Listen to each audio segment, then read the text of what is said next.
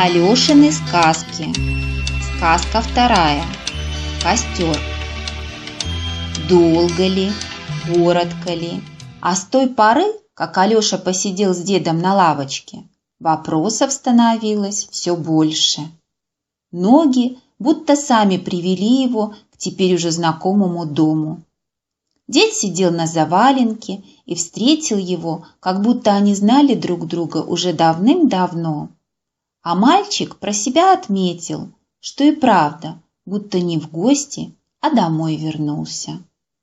Все в доме у деда было уютно, да так ладно и основательно, что казалось, что с самого порога ты попал в то самое место силы, о котором в прошлый раз говорил дед. Тут тебе всегда рады, всегда встретят и приютят. Было так спокойно и легко, как бывает только в деревянном доме. И прямо от стен чувствовалась сила, которая будто питала тебя. К слову говоря, жили дедушка с бабушкой очень просто. Деревянный сруб, что внутри, что снаружи, печка, стол, да 2 лавки. Это пока все, что приметил Алеша в той избе. Хотя стены внутри будто светились ровным желтым светом. Может, оттого и было тут так легко и уютно. Дед поставил самовар. Любили раньше на Руси задушевные беседы за иван-чаем.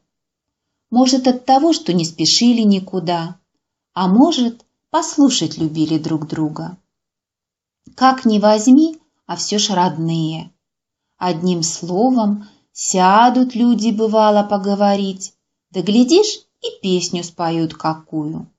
Коли тяжело на душе, то грустную затянут, а весело, так веселую. Да глядишь еще и в пляс пойдут, да так задорно, что и не остановишь потом. И редко кто удержаться мог в стороне от веселья. Может, от того, что искреннее оно было, от чистого сердца, как в народе говорят. Кстати, не припомню я, чтоб на грустных песнях заканчивались те посиделки. Может, от того, что в те грустные песни всю свою грусть да печаль сливали. Споют, бывало, все вместе, и будто легче всем на душе стало, светло и радостно. Как камень с души свалился, говорили. Вроде как пришел к соседу, и грустно тебе было.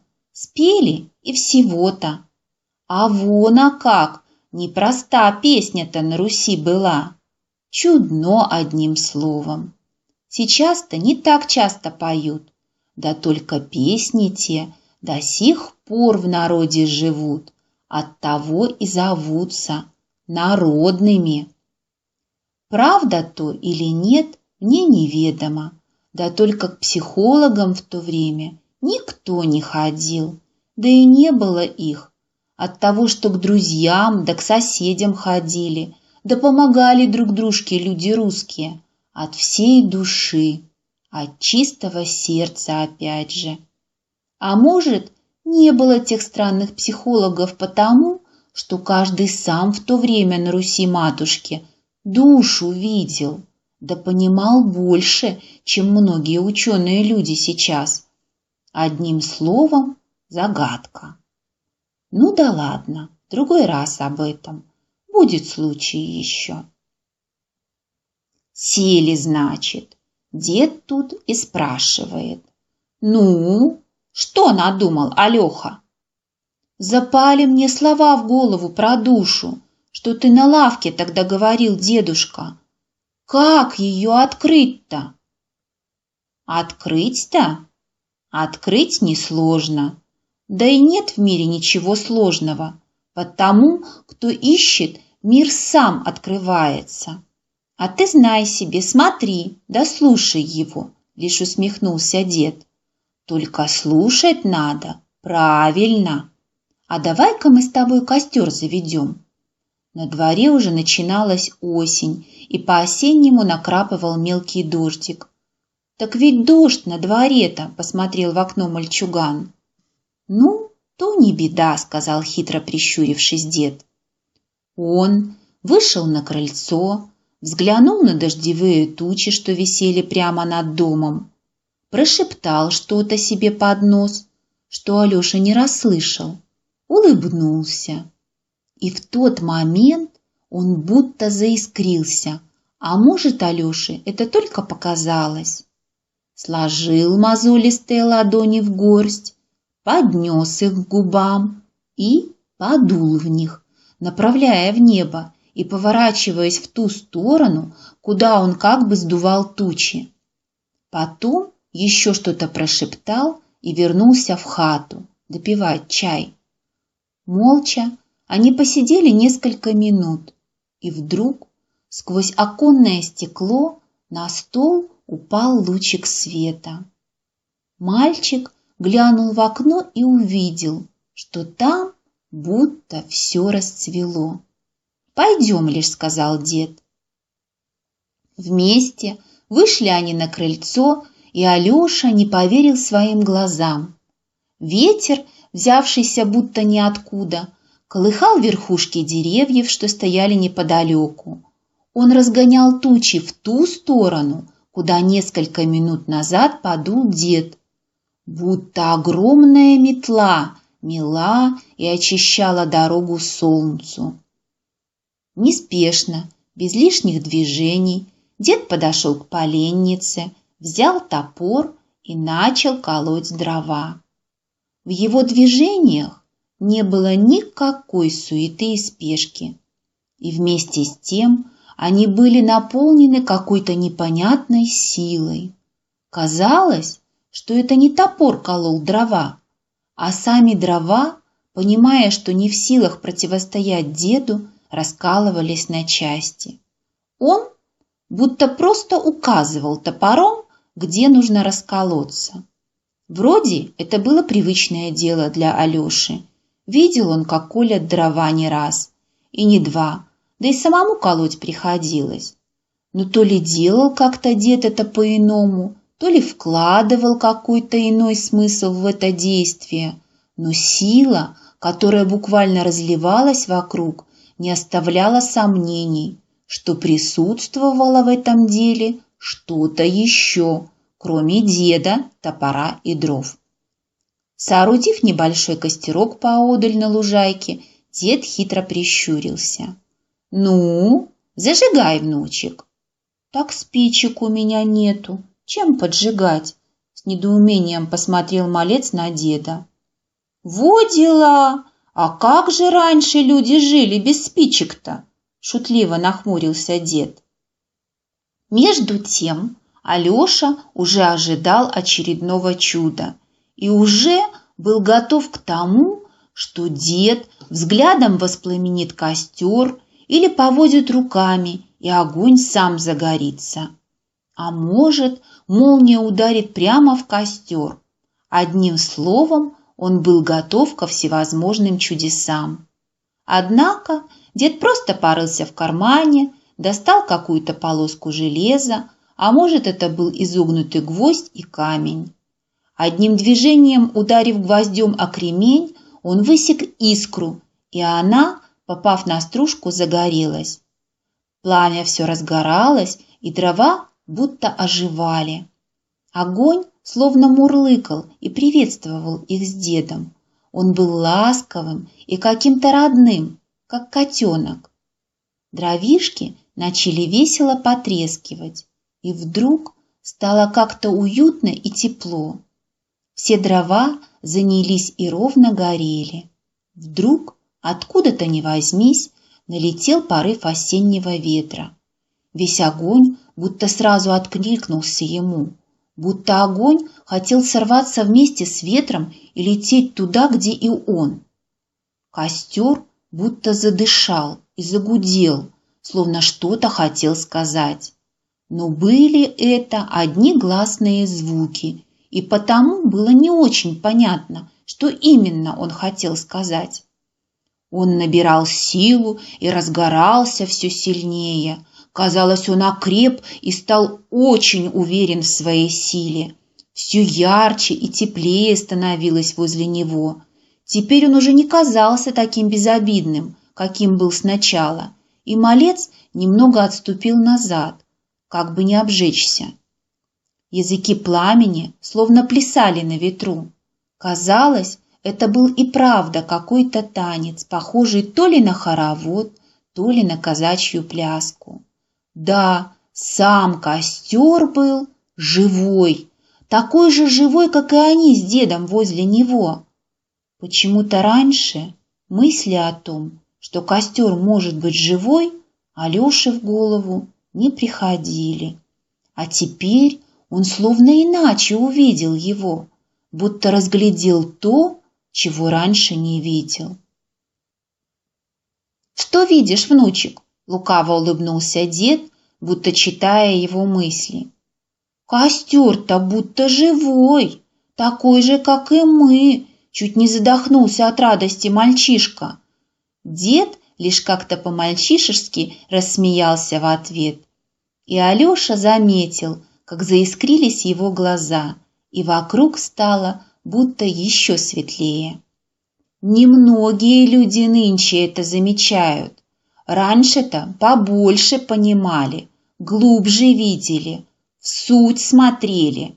Может, оттого и ведунами звали тех, кто видел это. А тепереча смотрят, да вот не все видят. Вот и давай поглядим с тобой, Алёшка. Огонь ведь тот же человек. От него тепло, как от человека. Он и согреть может, и накормить, одежду высушит, пищу приготовит. Если человек сильный, то он все болезни и хвори спалит в себе, как огонь. Все сожжет, что чужеродное. Кому-то он дорогу освещает и путь указывает. Для кого-то он родной, как домашний очаг, и ласковый. Ну а для кого-то он может и бедой обернуться, может дом спалить или обжечь ненароком, несчастье принести. Дым от него глаза разъедает, копоть, запах, опять же, кому-то неприятным покажется. Одним словом, разный он для каждого, ну, словно человек. Но суть-то у него одна и та же, как ни крути. Проявления разные. Одно слово – огонь. В старину его Семаргл называли. За одного из богов почитали. Другие – Крес. Живой огонь так называли, который путем вытирания из древа получали. Оттого, наверное, и прибор для извлечения огня кресало или огниво называли. Ну да ты его видел уже. А оттого, может, и крестьянин на Руси название есть. Только раньше он крестьянин был, огнепоклонник по-теперешнему, или огнещанин. Тот, кто огню поклонялся и за живого его принимал и почитал. Оттого, может, что видел так же. Во многих селениях так было. До сих пор в культуре нашей многое сохранилось с тех дней. Оттого в нашем языке остались такие выражения. Человек горит или загорелся, про тех говорят, кто в движении деятельный очень, или потух, перегорел, жизнь в нем еле теплится, к примеру. Отчего мы человека с огнем сравниваем? Может, от того, что в каждом из нас горит такой же огонь внутри, который свет и тепло несет. И огонь этот может быть частью того, что мы, люди, душой называем. «Огонь – часть души?» – медленно повторил мальчик. «А может, оттого до сих пор бабки-ворожеи порчу огневицей снимают, душу чистят? Так они говорят, от порчи. А ведь раньше, Алёша, как было? Людей после смерти не хоронили на кладбищах, как тепереча, а сооружали кроды, костры погребальные. На них и сжигали умерших, к роду небесному отправляли. Не от того ли, чтоб души их чистыми в небеса к родным отправлялись? Да ты вокруг посмотри повнимательнее, сам найдешь. Вот, например, в память о погибших воинах на Руси издревле вечный огонь возжигали и поддерживали. Традиция эта жива и по сей день. Оттого это делают, чтобы одушевить павших в храброй битве воинов, отдавших жизнь за свою родину. Потому для нас они вечно живы и с нами. Вот сколько всего увидеть можно, если присмотреться повнимательнее. Все это видят, по-твоему, Алешка, аль нет? Не знаю, я так глубоко не заглядывал никогда, немного растерявшись, сказал мальчик. Давай на другое теперь поглядим. Без чего огонь гореть не будет. Без дров, быстро нашелся мальчик. Само собой. Ты смотри на костер-то, улыбнулся дед. Смотри и думай. Мы не спешим никуда. В спешке всегда мимо сути проскочишь. Без чего еще-то? Ну, не знаю, протянул еще он. В голове крутилось спичек, но мысль эту он отбросил, потому что увидел, что деду они оказались без надобности. «Костер на чем у нас?» – спросил дед. «На земле», – ответил мальчик. «Хорошо. Земля, значит, опора для огня. Без опоры, выходит, и огонь не может. Дальше думай». Вдруг Алеша вспомнил, как огонь преобразился, когда уловил порыв ветра. «Ветер!» – выпалил он. «Верно говоришь. Но про ветер отдельно поговорим. Будет время еще, и до него доберемся. Назовем пока его воздух. Вот смотри, что выходит. Огню нашему, как ни крути, опора нужна. Ну, как душе тело. Так пока скажем. Дрова для души – это впечатление выходит, что питают душу. То, от чего радость появляется или печаль. Не по душе дело или дров мало, так и костер маленький будет. Ну а воздух – это дух, что душу силой наполняет. А воду, если огнем подогреем, то получим облако пара. Пар – еще одна составляющая души, кстати. Оттого, может, и говорят, что душа парит, ну летит, значит. Ну да не все сразу. Ну началось-то все с чего? Дед многозначительно поднял палец вверх. С искры, вдруг сообразил мальчик. Вот именно, улыбнулся дед в бороду. Недаром на Руси все от сердца делали. Искренность, слово-то тебе знакомо? С хитрой усмешкой спросил дед. Знакомо, конечно, но раньше о его смысле я как-то не задумывался. Коли человек искренний, то этой искрой он может в себе огонь зажечь. Огонь, как известно, несет свет и тепло другим людям и очищает от скверны всякой, что в душе образуется, от обид и тревог напрасных. А когда человек жить в душе начинает, то есть делать то, к чему у него желание появляется, то он питать душу свою этим начинает, и огонь еще больше разгорается. А за душой, как известно, и тело двигаться начинает. Оттого и в руках все спорится, и оттого он радость испытывает, когда достаточно света этого в нем, когда ему дело его по душе. Вот так душа сама раскрывается и светом наполняется, и в то, что ты делаешь, ты часть своей души вкладываешь, сам об этом не думая. Просто хочется тебе, чтобы вокруг светло да ладно было. Видишь, как просто все.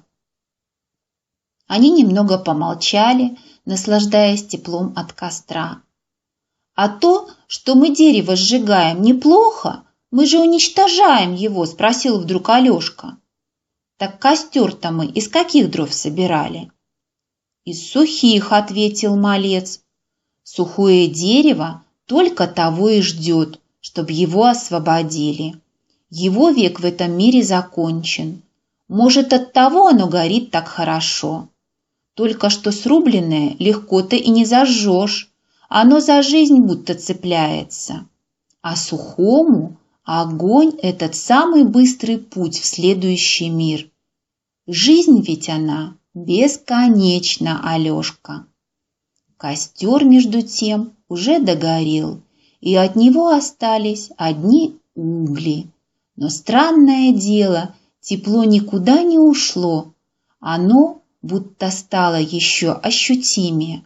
Вроде и огня уже нет, а от него все еще тепло, как теплое воспоминание о ком-то близком и родном. На том они попрощались и пошли каждый по своим делам, какие могут быть только у мальчишки, который только начинал познавать мир, и деда. На Народном славянском радио звучала сказка «Костер» из цикла «Алешкины сказки». Читала Елена Удалова.